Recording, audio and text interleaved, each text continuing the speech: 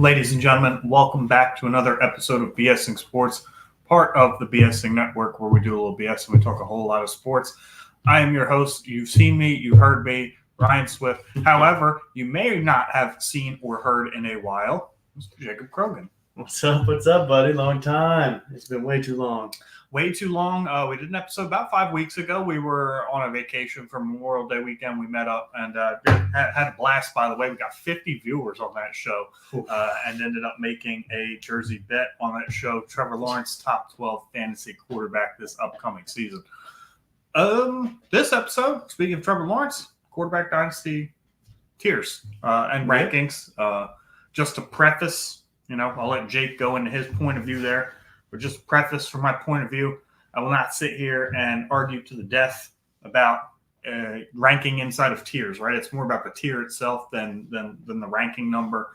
If you have player X and player Y in the same tier, and I have X over Y and you have Y over X, there's a path for that. That's all fine and dandy. So it's more so about the tiers for me. Jake, when we were doing this list, how did you go about, doing yours? As we always do, we have the S tier, the elite of the elites. We have your A tier, who are your great quarterbacks that you need to play with. Mm-hmm. You have your B tier, which are good, and you want those to be your quarterback twos. You're happy if you got two of those in Superflex because that's how we do it here. Yeah. Superflex tight end premium. If you haven't watched us or listened to us before. And then you kind of have your C tier. Those are unproven guys or guys that just don't get it done, but they're starting quarterbacks in the NFL. And then I have my avoid D tier here, and that has a few people on it that I just will not play, will not have on my team, and I will trade them if at all costs. I will not have them, so I will avoid them, like you said. To get right into it, though, we've got our S tier rankings, so I will lead off with my S tier rankings. I have 3 players in my S tier. It's Josh Allen, Patrick Mahomes, and Jalen Hurts. I do have Hurts ranked above Mahomes, but as I just stated a minute ago, if you have Mahomes above Hurts, I'm not going to sit here and argue with that. I believe there's a path for that. But to me, it's those 3 firmly in the S tier. I do feel like Jalen Hurts is getting a lot of hate this offseason. I'm not entirely sure why. He was the QB2 in points per game this past season and the QB1 in points per game the year before that. So regardless of the issues that the Eagles had offensively last year, he was still producing from a dynasty perspective. He has the rushing upside. He has the contract extension. He has weapons on the offense. He checks every single box. And for some reason, he is QB6 on keep trade cut. So I do believe that there is a little bit of hate toward Jalen Hurts that isn't very necessary. And yeah, I mean, at QB6 prices, I'm all over that. So that's my S tier. Just those 3 players. Jake, who is in your S tier for? Our S tier is very similar, except I got one different person. You have Patrick Mahomes, and I have Lamar Jackson instead. And to me, when you think about fantasy football, you think about rushing upside. You think about those elite players that are on those offenses that they're going to just put out points there. And Josh Allen's done that consistently. Jalen Hurts has done that consistently. And to me, Lamar Jackson, healthy, he's going to get you 20-plus points a game, and that is what you want. That is like his floor. And Patrick Mahomes, to me, he's aging. I say he's aging. He's 28 years old now. I'm older than him. But he just – I don't think he's running as much. And they're looking for that Tyreek Hill. He took a step back when Tyreek Hill left. He was QB8 last year, which is still good, still what you want. But I think without that elite weapon, he showed that he is susceptible to those lower games. And his floor is a little less than S tier, which without the rushing upside. Yeah, I think in 4-point passing touchdown leagues, Patrick Mahomes has had like 1 QB on the week finish in like the last year and a half of fantasy football. So for whatever that's worth. So I disagree, but I understand what you're saying. For me, it's Patrick Mahomes is the best quarterback in the NFL with probably the best offensive coach we had in our lifetime. He has Travis Kelce, and even without that Tyreek Hill that they're still looking to replace, he was QB8 on the season. So he stays relatively healthy for the most part. I think, outside of that rushing upside that you talked about, he checks a lot of boxes. And Lamar Jackson, I'll let you do the A tier first, but Lamar Jackson's at the top of my A tier. For me, it's the injury history. That is the only concern I have with Lamar Jackson, that he just has not played a full season, I think, since his MVP season in 2019, if I'm not mistaken. So he has, just an extensive injury history that I'm concerned about. Other than that, yes, the rushing upside is absolutely elite, no question about it, which is why I do have him at the top of my A tier. For me, the whole A tier was kind of like guys that could be in the S tier. They produce like the S tier, but they have, those what ifs against them. And simply for Lamar, it's the injuries for me. So he actually hasn't played a full season ever. So he did as a rookie. Remember, there was only 16 games played back in. Oh yeah, back in the day. Yeah, but so he hasn't played a full season since his rookie year, which is concerning. But I mean, even still, right? QB1, QB10. QB4 last year, and then QB 15 and 14 missing substantial time the years in between those. So it's there, obviously, right? On a points per game basis, you love to have Lamar Jackson. But if you have Lamar Jackson as your QB1, you're in pretty good shape. But I do feel like you probably will need to keep a third quarterback on your roster just to, subsidize the inevitability that because of Lamar's play style, he will miss games. I know you don't like you don't think it's a necessity to keep a third quarterback. I don't. I think third quarterback is the most overrated position in Dynasty Superflex. I feel like if I have a legitimate third quarterback on my roster, I'm looking to move that guy somewhere else to get pieces for like a wide receiver, a tight end. I'm looking to do something else because a third quarterback on my roster is a guy who's just sitting on the bench in case somebody gets hurt, and he's probably not playing a ton. Whereas, if there's somebody in the league that we're with, they have Tua, Jordan Love, Jared Goff. That's a solid QB room. But on a weekly basis, you're only going to be able to start two of them, and the third one's just there in case somebody gets hurt. So I'd rather move off of one of those guys to go get a similar tier player elsewhere that I can play on a weekly basis. Use that quarterback to tier up from somewhere else. So our third quarterback's nice to have, yes. However, I don't think, I think it's an overrated asset. Most people always want a quarterback on the roster. Oh, bye weeks in case somebody gets hurt. Unless somebody's out for the season, I'll worry about it when it comes. Makes sense to me. Also, I just saw that we got a like. Please share this. It helps with the algorithms. Leave a comment. We will get to all the comments. We'll talk about it. And we appreciate all the support we do get for this. So I'll step into the A tier here. I do have Patrick Mahomes at the top of my A tier here. But me, fantasy football, I love my rushing quarterbacks here. So I got Kyler Murray, Anthony Richardson, and then below that I got Burrow, Herbert, Prescott, and Purdy. That's my A tier. Purdy in the A tier. Okay, so let's back it up here, right? You said Kyler Murray in the A tier, and again, to the point of not necessarily arguing in the inside of the tiers, but Kyler Murray, I mean, again, another kind of disrespected quarterback, QB 11 on Keep Trade Cut. Probably should be a first-round startup pick. I just finished a startup last week where he went in the middle of the third round. Really? So disrespectful. People. So Kyler Murray, why do you have him so high? Kyler Murray, I'm just a big Kyler Murray fan, and he brings the rushing upside. And all that offense did, he's a year removed from the ACL injury. So the rushing should be there again. Yep. He got Marvin Harrison Jr. Great. The emergence of Trey McBride was huge last year. And people are like, oh, he didn't play that well with Murray. That's not true at all. He balled out. I don't know where that's coming from. But actually, I think he only played well with Kyler Murray, if I'm not mistaken. I was listening to a podcast. I think from week 7 on is when Trey McBride started to actually play ball, which is right around the same time Kyler Murray came back. Yeah, Zach Ertz was hurt, so they were in and out. So people were like, Trey McBride. They were unsure. Great weapon. Michael Wilson, unsung hero. If you can trade for him, I would personally. I think Michael Wilson's a good sleeper. Solid wide receiver 2 on an offense that's going to pass the ball. Because that's what Kyler Murray likes to do, and that's what they're going to do in that offense. And Marvin Harrison Jr. is going to get all the attention because first-round draft pick. Supposed to be a generational talent at wide receiver. And so Kyler Murray is going to run. He's going to pass the ball. And as long as he doesn't get injured, he's going to give you that solid high floor that you want in an A-tier quarterback to me. with elite possible upside. I don't disagree with any of those takes without getting into my rankings. So I don't disagree with any of those. Anthony Richardson, that might be a spicy one. I think people recognize the upside. However, he's pretty much played the equivalent of like 2.5 games in the NFL to this point. Over Burrow, Herbert, Prescott, and Purdy, and I say over. They could. Yeah, so there was a name, a very obvious name, left out of your A tier list. And I'm gonna catch a bunch of crap for that. Brock Purdy. Brock Purdy is it. All of those, I can buy, right? Brock Purdy's the interesting one to me. Why do you have him in the A tier? And so we're gonna get into this. To me, Brock Purdy, safe floor. That's what you're looking for.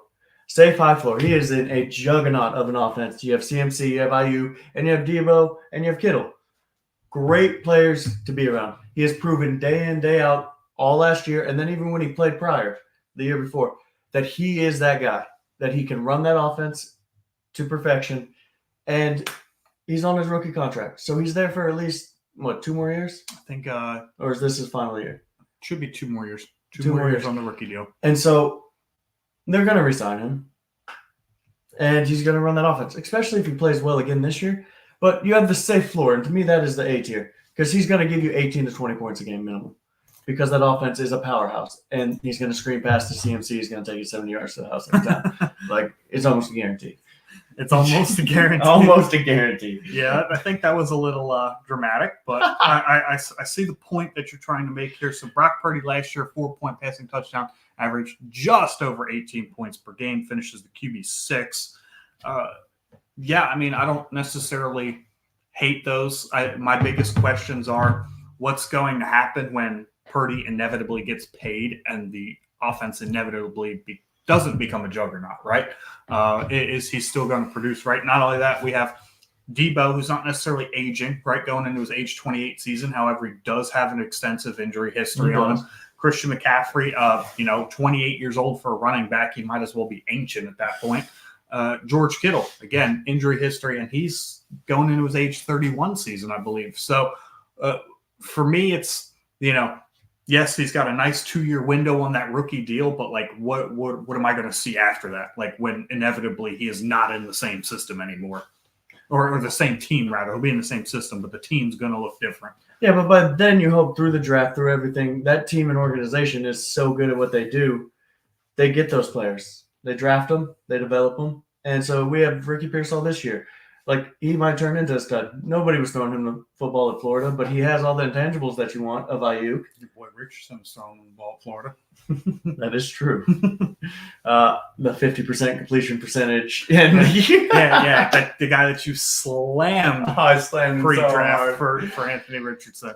But with that being said, he is on there as far as the rushing upside. We saw it in the 2.5 games that he played. Anthony Richardson is going to get those.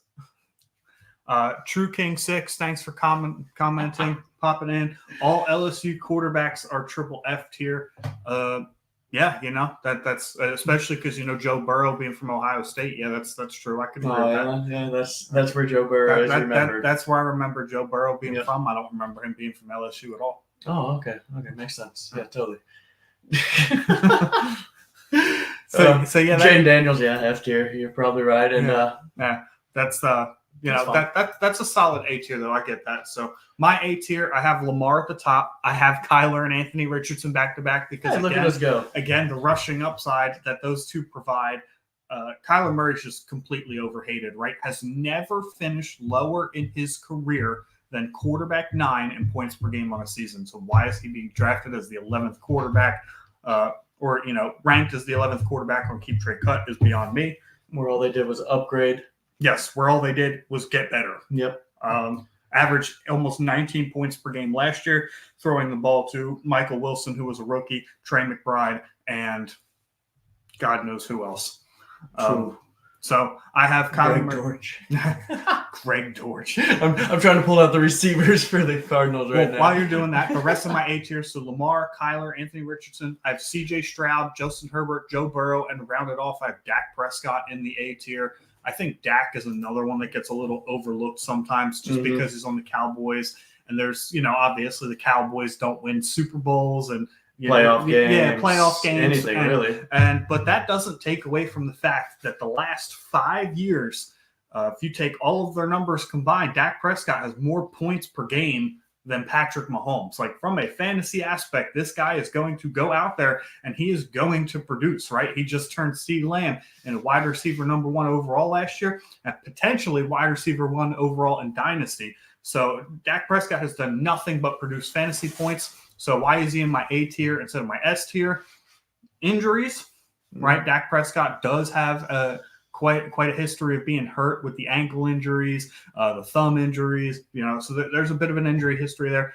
And if you haven't noticed, he's the only player on this list that's 30 years old so far. So, granted, 30 is not old for a quarterback anymore, not like it used to be. But at the same time, if you're telling me if I'd rather have Patrick Mahomes in, 2 years before he's 30 or Dak Prescott, there's probably Patrick Mahomes there. So, but yeah, Dak Prescott, I think, is another criminally underrated quarterback for fantasy football. Good thing that the playoffs don't actually happen in the fantasy playoffs. Don't actually matter. Yeah. So B tier here. B tier here is guys that I need to see a little bit more of. I would probably consider trading 101, 102 for them. It's not a slam dunk for me, whereas A and S tier are. But I need to see something a little bit different from them, or truthfully, they've just hit their ceiling and that's where they're at. So number 11, I have Caleb Williams, right? I obviously would draft Caleb Williams 101, but he hasn't taken a snap yet. So I don't think that he is A or S tier yet. Number 12, Trevor Lawrence. 13, Jordan Love. 14, Jaden Daniels. 15, Tua. 16, I have Brock Purdy. And 17, I have Jared Goff. So, So Jaden Daniels, obviously, all the rushing upside in the world, but once again, hasn't played a snap. And I do have some concerns about the team that he's going to. I have some concerns about his playing style. I just need to see some of those things kind of round out before I go ahead and put him in the A tier. Trevor Lawrence, I like Trevor Lawrence. I think he even is a little bit underrated, but at the same time, last couple of years, he's had some bad touchdown luck, we'll call it, where Travis Etienne vultures some of the goal line touchdowns, doesn't get as many passing touchdowns as you'd like to see. But when that's happened over, 2 years now, you kind of got to ask yourself, is it bad touchdown luck, or is he just stuck in a scheme that he's not going to hit so many touchdowns? And with the loss of Calvin Ridley, they replaced him with Brian Thomas. They replaced him with Gabe Davis. Evan Ingram, Christian Kirk will be back healthy next year. So there's good targets in that system. But again, I don't think that there's a true number 1 wide receiver there either.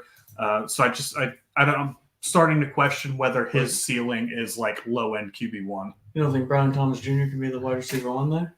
I think he has the athleticism and the abilities, but the problem is if you go watch his film at LSU, he ran the same 3 routes over and over and over again. Yeah. It was either a stop and go or a fly, pretty much. Oh, he's fast. Yeah, he's fast. He makes fast people look not fast. He's so fast. He makes fast people look not fast. He's also 6'3". I think he's a massive human being. So very, very athletic. But I do have concerns about his route tree and just his development. I had a comp for him yesterday when we were talking. I feel like they might start out using him the same way the Lions use Jameson Williams. To me, it's maybe a little bit too gadgety just to start until he proves to me otherwise that he can run a diverse route tree in the NFL. Yeah, I see that, and I mean he's probably a great best ball player, but first year I wouldn't trust him to be a wide receiver 1. He is getting first round draft capital right now, so we'll see how that goes. Yeah, and then Trevor Lawrence, they're trying to get him weapons. Christian Kirk going down, hurt. But I want to talk about Tua here real quick because I think people are a little higher on Tua than I am. So Tua, who finished as QB9 last year, I think that is absolutely his absolute ceiling, right? Really? It took him leading the NFL in passing yards, right? Had a fantastic, at least first 10 weeks of the season, just absolutely was blowing everybody away, if you remember. Oh, yeah. And he still only finished as QB9, right? So I feel like that if he regresses at all, right, he may potentially regress out of that QB1 finish. And he averaged less than 17 points per game, which is less than Kyler Murray. It's less than Anthony Richardson. So I feel like, truthfully, that Tua has hit his absolute ceiling. And don't get me wrong, if I had any combination of like 2 quarterbacks in the B tier, I feel like I would have a pretty solid quarterback room. I would probably be looking to potentially address other needs on my team. But at the same time, I feel like we're a little capped as far as upside goes if you have multiple quarterbacks in the B tier on your roster. I get that. And want to jump into my B tier here? Absolutely. That is going to be very questionable for a lot of people. Everybody listen up to this.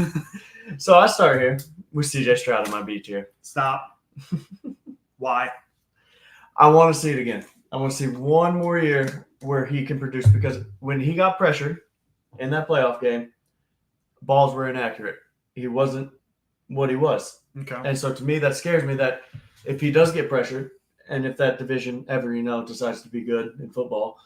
I think it's probably one of the more well-balanced divisions in football, but I don't think anybody's ready for that conversation. No, not. Well, I mean, balanced, yes. Good, different question.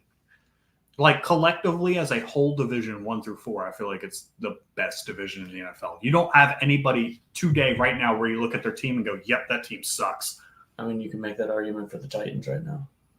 Can you? I mean, are the Titans like significantly worse than anybody else in that division? Vrabel's gone, right? Yeah, sure. But I mean, Will Levis, we have no idea what he is. We don't. But I don't think Will Levis played too bad last year. Anyway, we're getting off topic. That's kind of what we do. Yeah, BSing sports, where we just do a little BS. If Tua didn't get concussed, he would be the number 1 quarterback in the league, says the true king. I doubt it. Highly doubt it, buddy. Concussed or not, he doesn't give you any rushing upside. He also says in all caps, have you seen the Broncos? I look at them and they suck.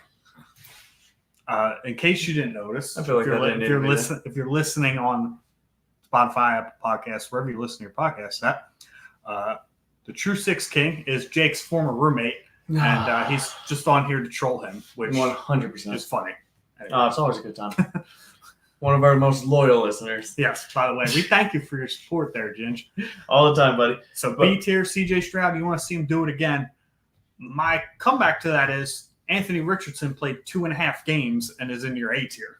Rushing upside. That's how I do this, and that's how I distinguished it at the beginning. I want quarterbacks in fantasy football and Dynasty specifically with rushing upside. And CJ Stroud does not bring that. He's going to have to throw for 400 yards a game to be that quarterback one. And you just said like Tua. Tua led the league in passing for the first 10 weeks. He balled out and was still quarterback 9. And so to me, rushing upside for a quarterback is the powerhouse. And so those are the quarterbacks I'm going for year in, year out. And that's how I base my rankings off of. CJ Stroud averaged less than 10 yards per game rushing. So, yeah. Mm-hmm. Okay. That's going to be very unpopular. It's very spicy, but this is your Dynasty tiers, and you came with sound, solid logic. So it's how I operate here. And sometimes it's homerism at its finest, but that's fine. Let's not act like that. Sound logic is always your go-to. Yeah, always. I try to for the listeners so that they get the best advice from us. You always bring logic, and I bring passion. That's kind of how this works. Timothy Brandt, welcome into the show. Timothy Brandt, Stroud or Burrow? Ooh, that's a tough sell. I mean, you got them in completely different tiers. Yeah. This should be pretty easy. Oh no, I mean I'm going Burrow, but I know you can make an argument for Stroud. But to me, Joe Burrow, I know he has the injury history, but he has elite weapons. And Jamar Chase, T. Higgins is a great wide receiver too. They have Chase this year, or what is his first name? The running back Chase. They just got Zach Moss. Chase Brown. Yeah, Chase Brown. There we go. Can't remember his name. He might be good. He looked good in flashes last year. They just got an Alabama wide receiver Burton, who could fill in for Boyd and actually be good because they'll have a quarterback that could throw him the ball, unlike he had last year at Alabama, which I think hurt his stock tremendously. But, yeah, I'm going Burrow up there, Tim Burton. Jake only throws hot takes, never says anything based off the numbers. Yeah, but when the hot takes hit, it feels pretty good. I would say that's about 60% accurate. Yeah. So no running upside, so does Stroud. Okay, so for me, this is interesting. Again, I'm not going to argue within the tiers. I think Burrow actually has rushing upside. So that is an interesting statement. That's why I'm probably going to take Joe Burrow. So 2022, obviously Joe Burrow got hurt last season, but in 2022, 76 attempts, which I believe was 5th among quarterbacks that year, 259 yards, 5 touchdowns. So yes, he's not Lamar Jackson, Jalen Hurts. He's not Kyler Murray. But he's also not Tua. He's not Jared Goff. He's not CJ Stroud. He can move. Although the age factor here, right? Burrow was in college for a long time, so he was drafted at 23 years old. So he's going to be 28 later this year. I mean, that's where we got Patrick Mahomes at. Sure, Patrick Mahomes has been in the league 7 years. Burrow's only been in 4. I mean, man, you really hate those injury years in college, don't you? And injury years in the NFL. He has multiple seasons where he only played 10 games. So that's the gamble there. It's back to back for me. And man, it's close, but I'd probably take Joe Burrow just by like the smallest hair. Simply to your point of like, I need to see Stroud do it again. Whereas, yes, Burrow's gotten hurt, but he produces year in and year out. I mean, he did go to the Super Bowl. Well, I don't care about that in fantasy. But no, I'm just saying he's a winner, baby. Hawkins said he's taking Stroud. I feel like that's probably the more popular opinion. And I think that's the second reason why I would take Joe Burrow is because if we're like considering market factors and the fact that CJ Stroud is currently overvalued on Trey Cut as the quarterback 3. Like, if I could get Burrow plus for Stroud, like, I'm in there. I'm taking that all day. I don't really care. Like, I don't even care what the plus is. Could be a 3rd-round pick 3 years from now. I'm taking it. Yep. No, and that's the thing is CJ Stroud is the new toy. Everybody wants CJ Stroud. So if I can get Joe Burrow and something, like you just said, I'm taking that 10 out of 10 times. So Love or Stroud? I don't think we've touched. Oh, yeah, we have touched on Jordan Love, right? I haven't even gone through my B tier. Okay, so yeah, I'm going to run through that real quick. Let's go through the rest of your B tier then. So I got Trevor Lawrence, Tua, Jaden Daniels, love the rushing upside, Jordan Love, Jared Goff, Caleb Williams, Drake May, that one's going to be interesting to talk about, Deshaun Watson, and Baker Mayfield. Those last 2, solely based off a contract and things they've done in the past, is why they are relevant B tier. You could make the strong argument they're in the C tier, and I'd love to hear them in the comment section.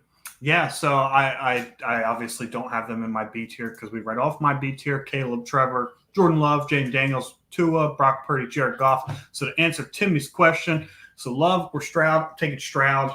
I'd take Stroud as well. I'd take Stroud, fairly simply, although they are interesting, like player dynamics there. They're very similar offenses, right? So, like right now, it looks like the Texans don't really have a true number one. I know Diggs has an extensive history of being a number one. However, he's never necessarily been in a room that is as crowded as the Texans, where Nico Collins balled out last year. Tank Dell obviously was having a very good season before he got hurt. So the ball might be spread around a little bit. And you can make the same argument for the Packers. Like on any given week, it could be Wicks, it could be Dobbs, it could be Watson, it could be Reed. They've got Musgrave. It could be anybody. So don't forget Kraft, buddy. When Musgrave went down, he stepped up and put in the same numbers that Musgrave had. Yeah. So they're very similar situations as far as like spread out talent. You don't have it doesn't appear that they have a true number one X. Mm-hmm. That being said, I'm taking CJ Stroud straight up. But again, if I'm considering market forces, depending on what the plus is, I'd probably take Jordan Love. Yeah. Okay. Yeah. You have them in the same tier. What do you take? I'm taking Stroud there just solely because of the offense. And Jordan Love, same thing. I want to see it again. Can he do it? They have the weapons. It's spread the ball around. They're ran by great offensive coordinators. Mm-hmm. And they have the system. So I want to see if it's the system or the quarterback that is elite and that can be in that A tier. And I think both of them can do it. If both of them come out quarterback ones this year, they're in my A tier next year easily. Like no ifs, ands, or buts. Yeah. So, but yeah, there's potential for some of these B tier names to move up to the A tier for me. It's a question of I haven't seen them do it yet. Obviously, Jaden and Caleb, and then I need to see Jordan Love do it again. Although I'm thinking maybe like again, without elite rushing upside, how much better can he actually be? Mm-hmm. And it's the same thing with Tua, Brock Purdy, and Jared Goff. Without elite rushing upside, how good can these individuals be for fantasy? I understand some of these guys are in very good offenses. And again, I am not in any way, shape, or form saying that I wouldn't be okay with having two of these B tier quarterbacks on my team, but it's your upside's capped. Oh, here we go. So Tua or Love? Tua or Love? Ooh. I'm taking Tua just because he has Waddle and Hill, and those are great. And they have A-Chain, you have Mostert. My boy Wright, who I think is a sleeper of a running back to hold on to this year. I feel like Jalen Wright has a path forward next offseason or even later this year as far as a good buy window, because I do feel like, and again, we're not even talking about quarterbacks anymore, but whatever. I feel like Mostert's still the guy there with A-Chain spelling him, right? I feel like that's how it was last year. Jalen Wright will get some touches, but ultimately I feel like it's going to be Mostert and A-Chain getting the touches. And when Wright is not as involved in the offense as people were hoping he would be, I feel like that would be a good time to buy, because Mostert is 31 years old. Oh, he's ancient. Talk about ancient for running backs at 28. Mostert, Derrick Henry being 31 and 30 years old. But yeah, I'm still taking Tua there because he's consistently in that offense. He's ran it 2 years now and ran it effectively. So to me, Tua. Yeah, it's very close for me as well. But I probably would take Tua again with the market forces. Jordan Love's more, very close to shiny new toy syndrome, whereas you have Tua Tagovailoa, who's kind of hit his upside at this point, like I was talking about earlier. But I think, with the market factors, give me Tua Tagovailoa because I could get him plus for Jordan Love. So, all right, on to the C tier. The see you later tier. This is the tier for me where some of these guys are gambles, and I would absolutely have to have an A or an S tier quarterback on my roster as well to feel okay starting these guys. So, Jake, for you, C tier, who you got? Why you got him there? Okay, I got Bryce Young. I went to go say Will Levis next. I have J.J. McCarthy, Bo Nix, Stafford, Rodgers, Daniel Jones, Cousins, Geno Smith, and Derek Carr. Derek Carr, as we like to say, is Mr. Consistent. He's not going to do anything great, but he's not going to hurt you. He's going to get you those solid 15-point fantasy games, and that's pretty much it. That's his ceiling. You're going to get 12-point games, somewhere around there for the most part. He occasionally might do something better. Breaking news here real quick. Uh-oh. In the football world, not necessarily fantasy football related unless you play IDP. Kyrie Jackson, Vikings 4th round pick in 2024 NFL draft and former Oregon cornerback, dies at 24 after a car accident. So, just drafted, a couple months ago and died in a car accident. So that's unfortunate. That was reported by ESPN. Wow. I brought this down a bit. Depressing, but people are listening. We figured, hey, might as well, right? Yeah, might as well report the news, right? So condolences out to the Gary family, Jackson and his family. Yeah, the family, of course. Back to the C tier of quarterbacks. So you have Bryce Young, Will Levis, J.J. McCarthy, Bo Nix. Interesting. I mean, like I said, this C tier you can jumble, mix, and match, and call it a day all you want. These are all gambles, and these are guys that I am happy to have as my third quarterback on the roster.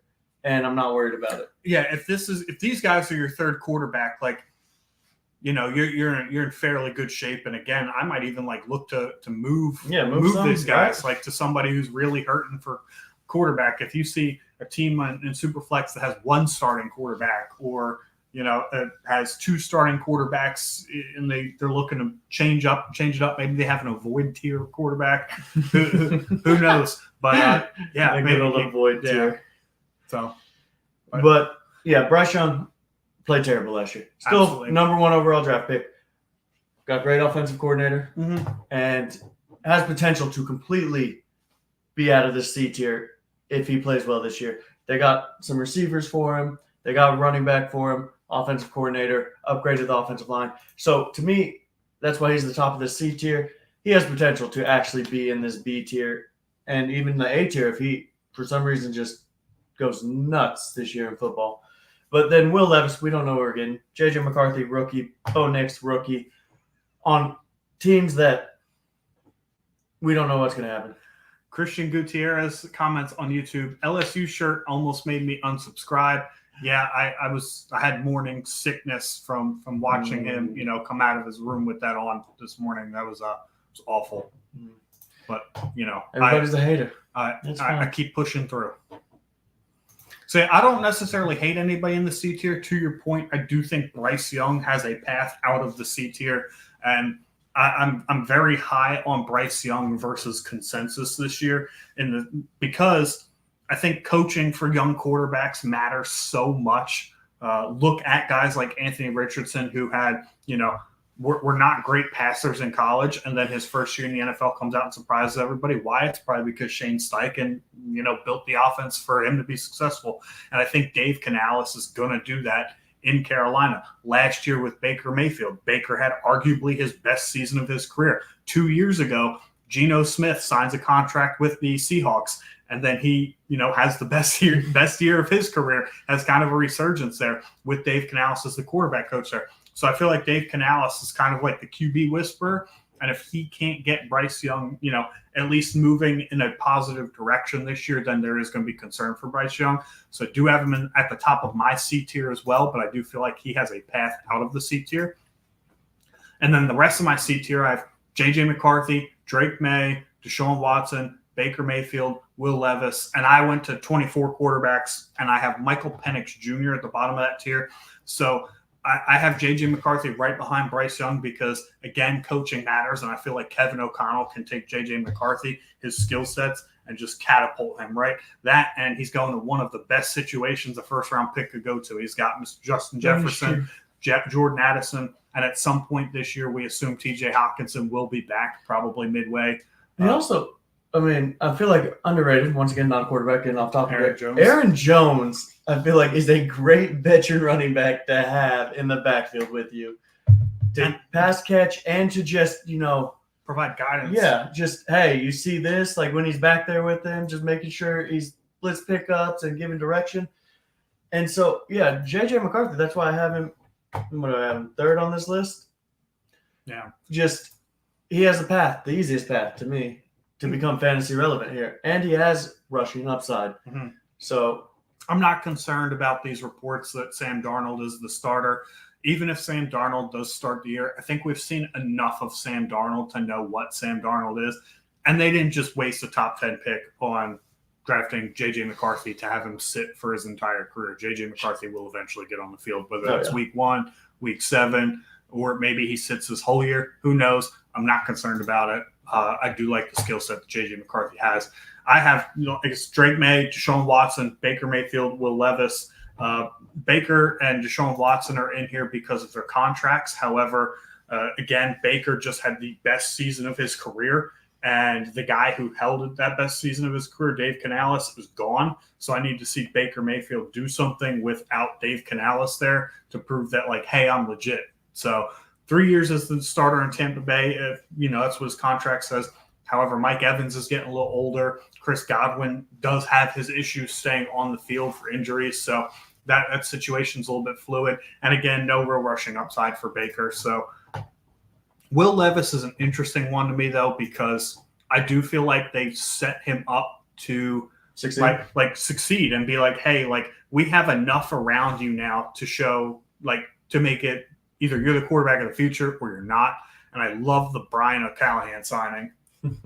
So, or not signing, rather, but, he's the head coach, was the offensive coordinator for Joe Burrow's Cincinnati Bengals. So he, bringing a nice offensive scheme with him, a nice change versus Vrabel, who was a defensive head coach.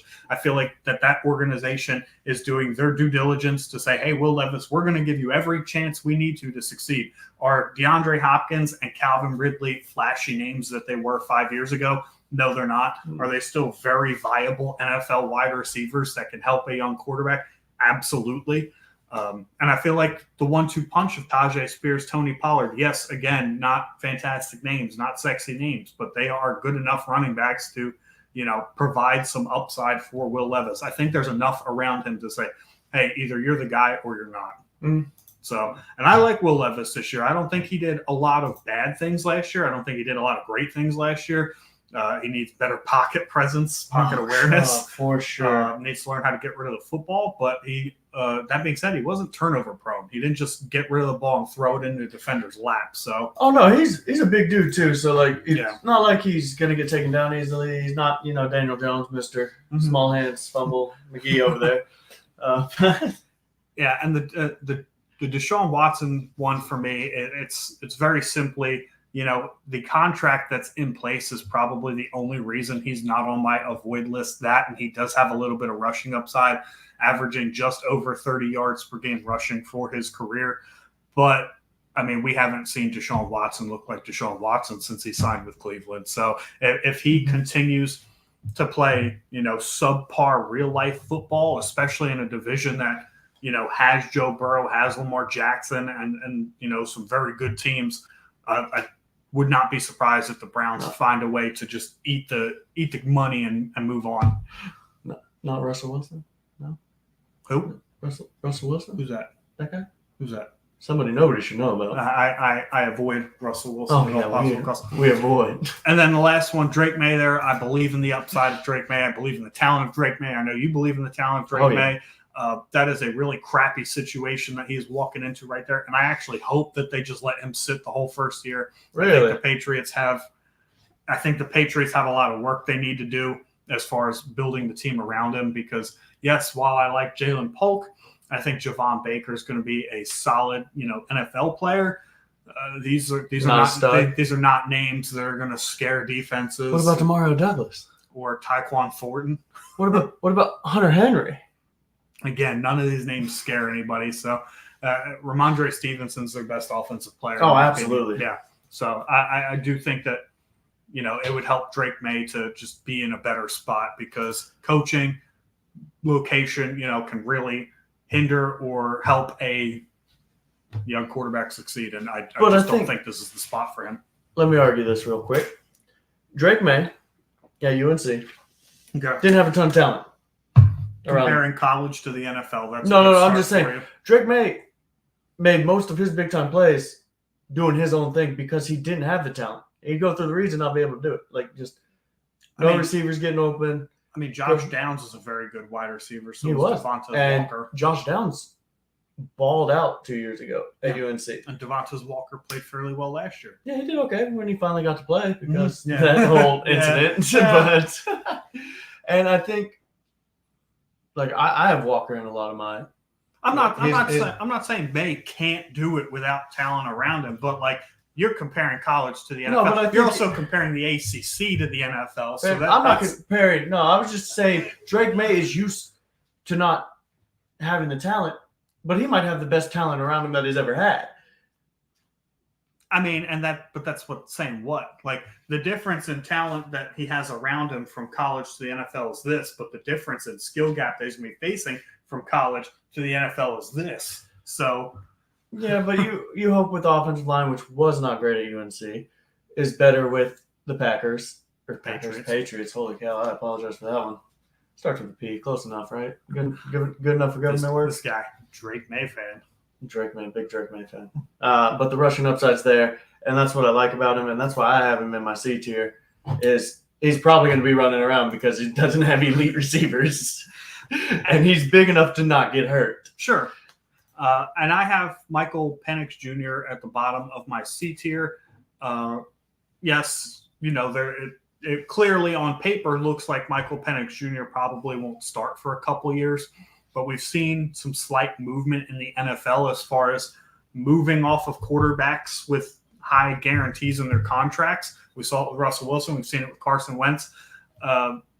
So if Kirk Cousins, who's 36 years old, coming off an Achilles tear, doesn't play well this year, it may not be as long as we initially thought it was before Michael Penix steps on the field.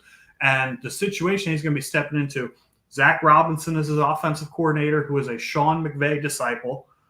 He'll have Drake London as his wide receiver. He'll have Kyle Pitts as a tight end and Bijan Robinson as his running back. So if Michael Penix was starting like today, given the fact that he got top 10 draft capital, I'd have him at probably the top of the C tier. Okay. But, it's just a matter of we got to wait and see. That he's not a real runner either, so he might end up being, like Goff Tua type, where he does have very good numbers, but has that speed though. That they come from throwing the football. Who has speed? Penix. You watch the same guy as me? No, it's 40 time. Mm-hmm. That is. What was it? It was like a 4.4 something. No, it wasn't. Oh my gosh. No way. I'm like 100% sure. I'm looking it up right now. Yeah, okay. I don't know nothing about this guy, so I think he's just making stuff up. Michael Penix. 40-yard dash. 4.45. Wow. That's not bad. I didn't know. You didn't know that? No, I didn't know that. Oh man, that's huge news. I didn't watch Penix as a combine. No, okay. Yeah, I missed the quarterback's piece, so I had to kind of catch myself up. But yeah, which is interesting that he has speed and he doesn't run the football. No, because he got hurt at Indiana when he did run both years. Mm-hmm. But at some point, you got to be like, maybe I got some upside here. But no, maybe I can get past these guys real quick. Maybe I can run past these guys. Nonetheless, though, I do think Michael Penix, when his time does arrive, whether it's a year from now, 2 years from now, 8 weeks into the season, who knows when it's going to be, is going to be coming into a fantastic spot where he can succeed. And I think he has the ability to make all the throws in the NFL field. I think he's got a very strong arm. Mechanically, he looks a little weird, but again, we anticipate that he'll be sitting for a year. So this might be another Jordan Love situation. Ooh. Well, and that, given the fact that he was top 10 draft capital, that's somebody that I'm willing to gamble on. Oh yeah, 100%. Yeah. So, but if you can hold him, definitely hold him. Get him, trade him if you can. Yep. And the avoid tier rankings. Yeah, as you see, we capitalize the D in avoid because that is what this tier is, the D tier of rankings. So you have 2 names, I have 3. Okay. I see your third one. It's the other quarterback on that team. Oh, really? Yes. Okay. So me, Russell Wilson. Yep. Avoid that man at all costs. I don't even think he finishes the season as the quarterback. I think there's a lot of expectation that he doesn't finish the season as the quarterback, and I wouldn't be surprised. So if you know the backup quarterback for the Pittsburgh Steelers here, it is I'm surprised you didn't put Justin Fields anywhere on your list. You've been trying so hard to acquire Justin Fields this offseason. Oh, in every league. I want that man. That man is a fantasy football god. When is he ever going to play again? He will. He'll play next year. We all in this year. Who we all in this year for? I mean, that looks like a cowboy, right? I got to assume. Oh, man. Hand over fist. Hand over fist. We all in this year with looks like 3 cowboy emojis. This is our year. Yeah, we've been saying that for a long time. I don't think it's your year. You should hit up our buddy Christian Gutierrez. Y'all can cry together. Win first round bye, bounces. Yeah, that was get crushed by the Packers embarrassingly. Oh man, that was such a great game to watch. I've never been more happy in my life. I have, but that's So yeah, you have Russell Wilson. Who else do you have in your avoid tier? Aiden O'Connell. I don't even think he's the best quarterback on his roster. I think Gardner Minshew has done nothing but proven that he can run an offense and run it effectively. The news out of camp is Gardner Minshew is blowing the Colts or the Raiders coaches away, which again, who cares? I'm going to have the same 2 people. I'm also going to add Gardner Minshew there. Gardner Minshew is going to be a career backup who bounces around from time to time. So if you want to have him as a deep stash on your roster, that's fine. But if he gets named the starter, that's not a guy I'm going out and acquiring at all. I'd just rather re-roll on my 3rd-round picks. Okay, fair enough. So, but yeah, Russell Wilson looks like it's the end of the line for him. One of my buddies who I was in service with was a Seahawks fan, said quite a few years ago, actually, that, Russell Wilson doesn't look interested in football anymore. And then he leaves Seattle and goes to Denver. And now we're kind of like, oh, is he interested in football anymore? He doesn't seem to care too much. So, interesting opinion there. But I'm avoiding Russell Wilson. I'm avoiding Aiden O'Connell. I'm avoiding Gardner Minshew. It's just no. Oh yeah, absolutely. Like those players. That's my avoid tier there. So, All right. Do you have anything you want to close the show out with, Jake? No, but I will say this. We should be back to being consistent on this podcast. I just moved down to Mobile, Alabama, where I'll be working. And you'll get the regular content again, ladies and gentlemen. Yeah. Also, be on the lookout for the BSC Sports Bets. We'll be back there. Me and my co-host, Christian Gutierrez, and we might have a few boys on as well. Being degenerates and doing what we love to do, making sports bets. Yeah, and you guys provide great content on that show. I know Bolton was on there for a little bit too. So check those guys out when they get spun back up. Jake, it's going to be really nice to have you on consistently. Oh, God, yes. Keep an eye out for the running back rankings. We'll be doing them next, and of course, wide receivers. And we've already talked Joey Silva. We're going to have to do a trio of tight end rankings again, like we did last year. We're going to have to review last year's episode first, though, to see who did what, and we have a point scoring system coming in this year to see how everybody does on their finishes. So we're going to have a crazy little bet there for the end for who's the worst. Well, we might have something for who's the worst. Hey. But that being said, Jake, if you got nothing else, thanks for tuning in to another fantastic episode of BSing Sports, part of the BSing Network, where we do a little BS and we talk a whole lot of sports. Have a good day. See you.